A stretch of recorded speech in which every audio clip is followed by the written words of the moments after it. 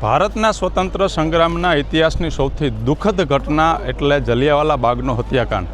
13 April 1919ના રોજ આ બાગની અંદર એક સભા ભરાઈ હતી જે બ્રિટિશ સરકારે કાળો કાયદો લાદ્યો હતો એના વિરોધમાં। અને એ સમયે અંગ્રેજ અફસર જનરલો ડાયર એના સૈનિકો સાથે આવે છે અને આ બાગની અંદર એક જ ગેટ છે, બાકી બધી ચારે બાજુ દિવાલો છે જ્યાંથી નીકળી શકાય એમ નહોતું, એટલે એ સભાની અંદર રહેલા લોકો ઉપર અંધાધૂંધ ગોળીબાર ચલાવે છે।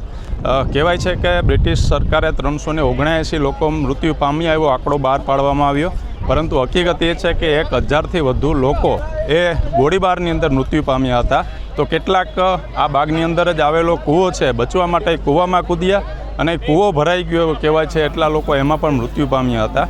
આજે પણ તમને આ જલિયાવાલા બાગની અંદર એ ગોળીબારના નિશાનો જોવા મળશે અને એને પણ સુરક્ષિત કરવામાં આવ્યા છે કે લોકો અહીંયા જોવા આવે છે એ આપણા દેશની આઝાદી માટે એ મૃત્યુને પસંદ કરનાર એ વીરગતિ પામનાર લોકોને આ ગોળીઓના નિશાનના માધ્યમથી યાદ કરે અને શ્રદ્ધાંજલિ આપે।